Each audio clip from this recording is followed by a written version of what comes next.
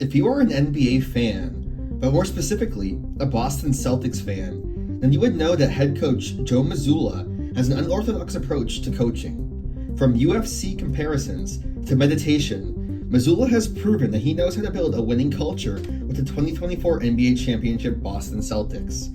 However, it was not so easy for him to get there, and he most certainly had help as well, both from coaches and unique consultants.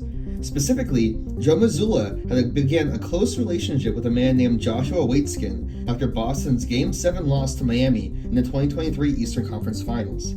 After the loss, Mazzulla spent a lot of time with Waitzkin, and what he learned paid off, winning the championship the following year. But who is this guy who has no ties to the NBA or basketball as a sport? And more importantly, how did he get hired by Brad Stevens himself? Let's break it down. Josh Waitzkin was born on December 4th, 1976 in New York City. He first noticed the game of chess while walking with his mother in Washington Square Park at the age of 6.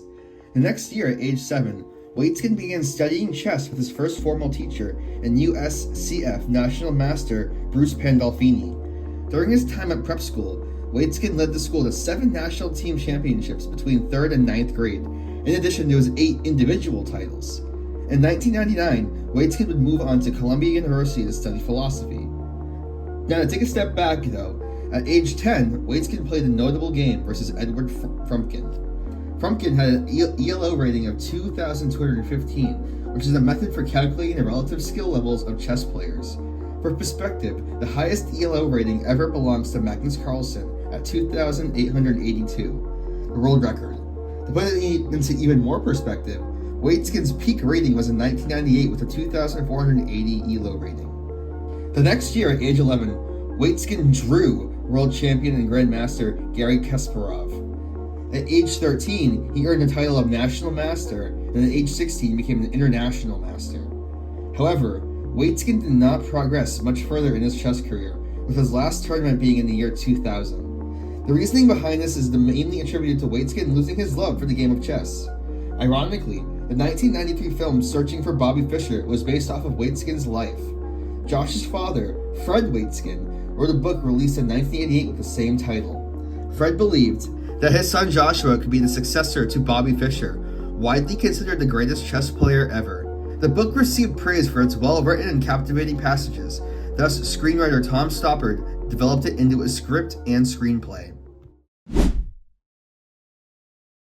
As Waitzkin moved away from chess, he found a new hobby to pour his passion into: martial arts. Specifically, Waitzkin studied the Chinese martial art of Tai Chi. Tai Chi was initially developed for defense and combat, but has even evolved to a form of exercise and meditation.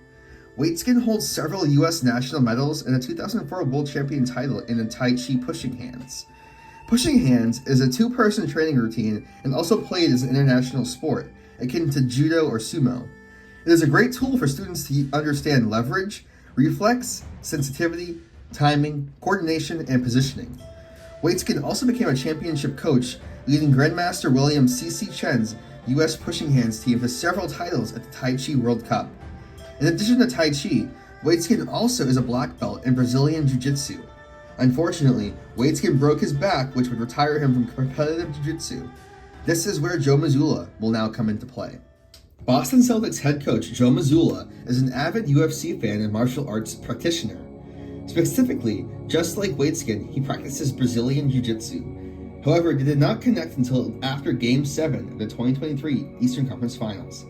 In a devastating loss to the Miami Heat, first-year head coach Joe Mazzulla immediately reached out to Josh Waitzkin regarding consultations for performance psychology.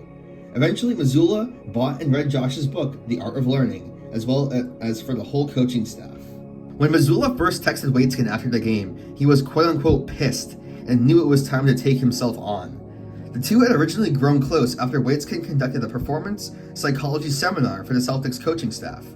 This was a virtual seminar, so they never physically met, but Waitzkin invited Mazzulla to visit his home in the Costa Rican jungle. This was the site where Mazzulla would be torn down and built back up. Waitzkin ordered Mazzulla to walk barefoot on mountains amid dangerous wildlife and get tossed around in the ocean for a day. A direct quote from Mazzulla says, "We lose game 7 and I'm sitting there. I just said, fuck it. We've got to do this. It's a breaking point. Or if I'm going to be a head coach, if If we're going to really go after something, I have to go there. 2 days later, Mazzulla and his family flew to Costa Rica, where Mazzulla spent 8 agonizing, rewarding, and beautiful days navigating Waitzkin's cave process. He said it was everything he needed and more. This 8-day intensive training session was an immersive, challenging journey in an environment with the goal to strengthen mental toughness. Waitzkin used activities like surfing, hiking, and meditating designed to push Mazzulla's psychological limits. Following this 8-day session, Mazzulla returned to Boston, where the Celtics had a historic season and won the NBA championship. Now in the present day, Waitzkin is Mazzulla's mentor, ally, and jiu-jitsu sparring partner.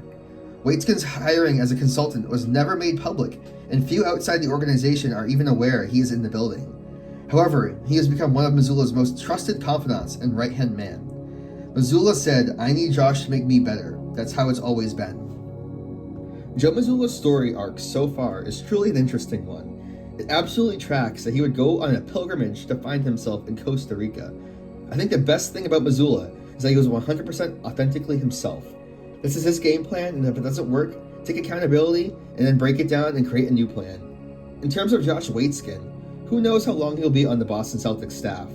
All I know is I like our odds a whole lot more with him than without him.